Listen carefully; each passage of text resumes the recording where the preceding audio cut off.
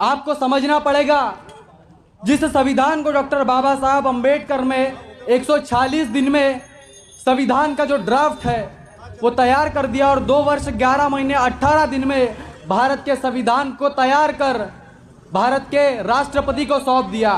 तब से 74 साल इस देश में हो चुके हैं, गणतांत्रिक व्यवस्था बन चुकी है। लेकिन क्या आज इस देश की व्यवस्था वास्तविकता में लोकतंत्र के ऊपर टिकी हुई है?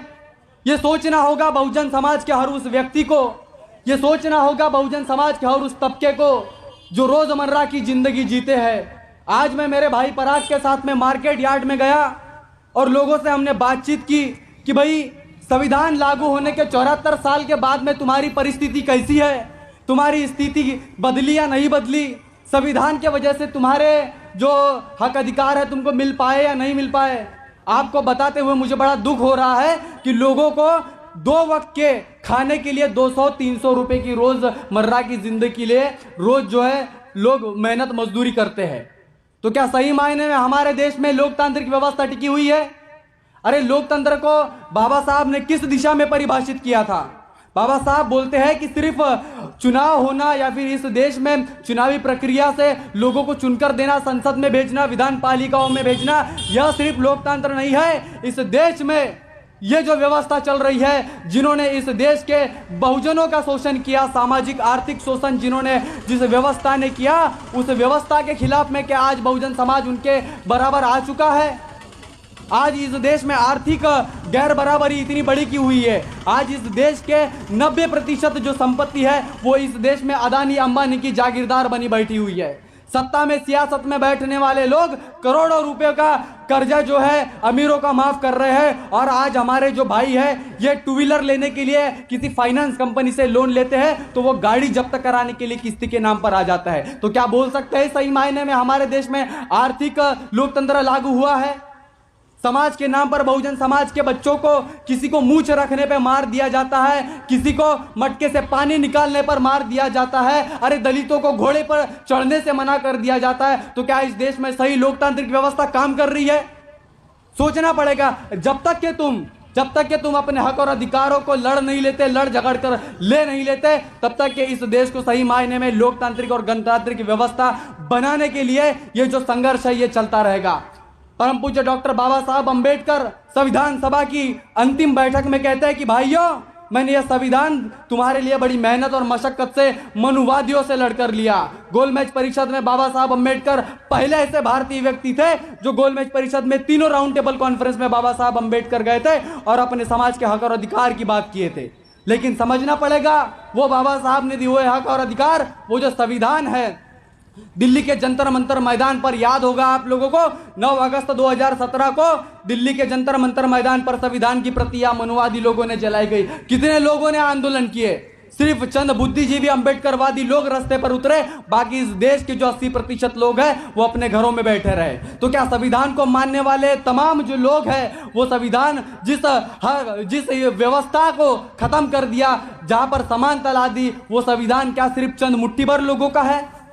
चंद बहुजन लोगों को ही हक और अधिकार देता है। और इसीलिए वो लोग हिंदू राष्ट्र बनाने की बात इसीलिए करते हैं क्योंकि वो नहीं चाहते तुमको बराबरी के हक और अधिकार मिले। वो नहीं चाहते। आरक्षण का विरोध वो हर बार करते हैं, रिजर्वेशन का विरोध वो क्यों करते हैं? तकलीफ वो नहीं है कि तुम्हारा आरक्षण तुमको मिला हुआ है, तकलीफ ये है कि नीचे बैठने वाला आज तुम्हारे बराबरी में कुर्सी पर बैठा हुआ है। ऑफिस में जो अधिकारी, जो कलेक्टर बनता है, आज कल परसों की बात है, बहुजन समाज के एक आईएएस अधिकारी है सुनील कुमार धनवंता, उन्होंने कहा है कि जिस तरीके से इस देश में 15 अगस्त को हर घर तिरंगा अभियान चलाया गया, 26 जनवरी को हर घर संविधान यह अभियान चलाना चाहिए। इतना बड़ा पढ़ा लिखा हुआ आईएएस अधिकारी जब बोलता है तो इन मनुवादियों के पेट में आग लग जाती है। इसीलिए वो यह व्यवस्था बदलना चाहते हैं और इसीलिए वो मनुस्मृति पे आधारित संविधान चाहते हैं। वो नहीं चाहते कि आपके पास में पैसा रहे, वो नहीं चाहते कि आप अन्याय अत्याचार के खिलाफ में बात करें, वो नहीं चाहते कि तुम्हारे बच्चों को नौकरियां लगे। वो चाहते हैं कि इस देश में जो हजारों वर्षों की जो व्यवस्था जिस तरीके से लागू हो रही थी, 75 साल में बाबा साहब अंबेडकर, भीमराव अंबेडकर जी ने संविधान लिखा, व्यवस्था को तहस नहस कर दिया और इसी बात का उनको तकलीफ होती है। उनके बीच में आने वाला जो रोड़ा है ना, ये भारतीय संविधान है, और यह संविधान इस गली चौखट पर बैठने से नहीं बचेगा, गणतंत्र दिवस के ऊपर झंडा फहराने से नहीं बचेगा। साथियों,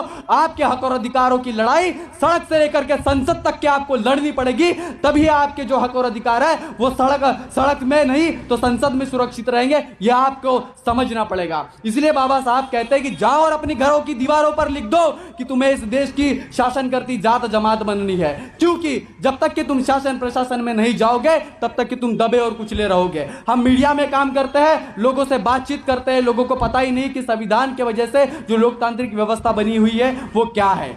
आपको पता है इस देश में जो व्यवस्था बनी है वो हमेशा से ही संविधान को उन्होंने अभी तक के निगलेक्ट करती आ रही है। जब जब जब इन्होंने संविधान के ऊपर आघात किया है, जब जब इन्होंने संविधान के ऊपर हल्ले किए हैं, तब कितने राजनीतिक पार्टियों के लोगों ने उनके खिलाफ आंदोलन किए हैं। कोई नहीं करता। ये वही लोग करेंगे जो वास्तविकता में बाबा साहब अंबेडकर की बात को मानते हैं, जो वास्तविकता में चाहते हैं इस देश में अंबेडकरवाद की सरकार बने। और इस देश में जितने भी वंचित समुदाय के लोग हैं, गरीब समुदाय के लोग हैं, अगर उनकी आर्थिक स्थिति आप पता करोगे तो 2 रुपए के राशन के लिए वो लोग लाइन में लगे पड़े हुए हैं। ये जो राशन देने की बात जो कर रहे हैं ना कि राशन फ्री में दे रहा है, गैस सिलेंडर ला दिया, ये किसी के बाप की वजह से नहीं है। डॉक्टर बाबा साहब अंबेडकर ने संविधान में लिखा हुआ है कि अगर कोई नागरिक, देश का नागरिक अगर इस देश में भूखा सोता है तो वो सरकार की जिम्मेदारी है। स्टेट डायरेक्टिव प्रिंसिपल पढ़ लीजिए आप। संविधान का गुणगान करने से नहीं होगा, संविधान पढ़ने से होगा। इसलिए बाबा साहब बोलते हैं कि भाग 3 पढ़ो, 3 में आपके फंडामेंटल राइट दिया है। आर्टिकल 32 बोलता है कि तुम्हारे हक और अधिकार के खिलाफ कोई व्यक्ति, कोई संस्था, कोई संगठन अगर तुम्हारे हक और अधिकारों को दबाने की कोशिश करती है तो सुप्रीम कोर्ट में उसके खिलाफ में तुम न्याय और हक मांगने की ताकत जो है वो दे सकते हो। इसलिए बाबा साहब अंबेडकर ने जो मौलिक अधिकार दिए हैं, उन मौलिक अधिकारों को खत्म करने का काम, उनमें बार बार अमेंडमेंट करने का काम ये लोग कर रहे हैं, ये सरकार में बैठे हुए लोग कर रहे हैं। समझना पड़ेगा। कब तक चुप रहेंगे हम लोग? क्या हम जब एक व्यक्ति के ऊपर अन्याय होता है तो वो उसका देख लेगा, हम उसके बीच में क्यों बोलेंगे? क्यों अपनी बारी आने का इंतजार करते हो तुम लोग? क्यों बार बार इस देश में वो बहुजनों के बेटियों के साथ में बलात्कार होते हैं? क्यों बहुजनों को सताया जाता है? क्यों बहुजनों को मारा जाता है, काटा जाता है? क्यों नहीं तुम अपने हक और अधिकारों की लड़ाई जो है सड़क पर लड़ने के बजाय संसद में अपने लोग भेजने के लिए नहीं करते? लेकिन नहीं, ये लोगों ने व्यवस्था ही बदल दी है। जब से इस देश में इलेक्ट्रॉनिक वोटिंग मशीन आई है तब से इस देश का लोकतंत्र खत्म हो गया है। इस देश का लोकतंत्र तमाम कॉर्पोरेट घरानों के चौखट पर जो है जूते सेकने का काम कर रहा है, जूते पोंछने का काम कर रहा है। समझना पड़ेगा। संसद में जब तुम्हारे लिए कानून बनता है, तुम्हारे लिए कानून बनना बात की बात है, लेकिन पहले अदानी अंबानी के घर में बैठ करके सरकार के नुमाइंदे तब वहां बात करते हैं कि पॉलिसी कौन सी बनेगी, पॉलिसी किसकी बनेगी। आज इस देश में अदानी की ट्रेनें चल रही है। उन ट्रेनों के वजह से गरीब जो लोग हैं, जो रोज रात दिन या ट्रेनों से सफर करते हैं, उनको घंटों इंतजार करना पड़ता है। किसने बनाई ये व्यवस्था?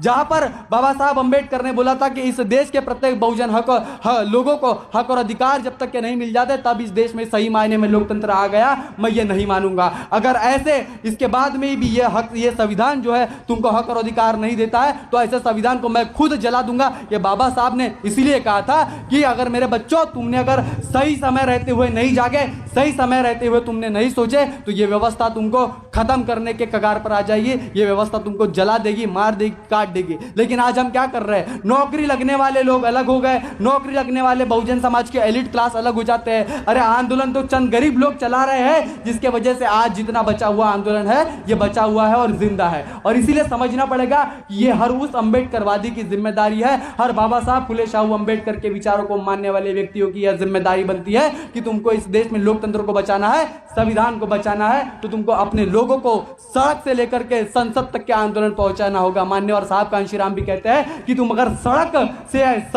संसद की कुर्सी नहीं हिला सकते तो तुम इतनी भीड़ उस कुर्सी के बाहर खड़ी कर दो कि नेता उठ के तुम्हारी राय पूछे कि बोलो तुम्हारी राय क्या है। जिन लोगों ने इस व्यवस्था को जलाया और व्यवस्था को बनाया और संविधान को जलाया, उन लोगों को मैं अंत में बात कहते हुए अपनी बात को खत्म करूंगा। और ये बात मैं उनसे कहना चाहता हूं, अरे तेरे सरफिरे परिंदों के भी पर काट सकते हैं हम।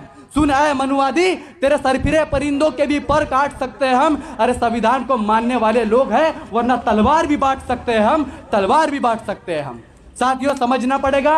और आप लोगों की यह नैतिक जिम्मेदारी है कि जब तक के आंदोलन में नैतिक जिम्मेदारी लेते हुए तुम इस आंदोलन में नहीं शामिल हो जाओगे, और जब तक के तुम्हारे लोग सड़क से लेकर के संसद की लड़ाई नहीं लड़ेंगे। मैं बार बार सड़क और संसद की बात इसलिए कर रहा हूं क्योंकि तुम्हारे हक और अधिकार रास्ते पर नहीं तो संसद में ही जो है बचते हैं, और संसद में ही तुम्हारे लिए पॉलिसी बनती है। जिस समाज का राजा होता है उस समाज का शोषण नहीं होता, वो समाज हमेशा ताजा रहता है। साथियों, इस गणतंत्र दिवस की शुभकामना देते हुए देश की वास्तविकता और देश की सच्चाई आपको जाननी पड़ेगी। अगर व्यवस्था को नहीं बदले तो आने वाले दिनों में संविधान बचेगा या नहीं बचेगा इसकी कोई गारंटी नहीं है, क्योंकि फिर से बाबा साहब और मान्यवर कांशीराम साहब तुमको हमको बचाने के लिए नहीं आने वाले हैं, ये समझना पड़ेगा। और इस बात को कोट करते हुए मैं अपने शब्दों का विराम देता हूं और जाते जाते यही कहता हूं कि शायर हूं मैं, मेरा काम है आईना दिखाना। शायर हूं मैं, मेरा काम है आईना दिखाना। मैं बैठकर लाशों पर गजल कह नहीं सकता। इस जुल्म की मुझे चाहे जो सजा दो, लेकिन इस जुल्म के सामने मैं खामोश कभी नहीं रह सकता, खामोश कभी।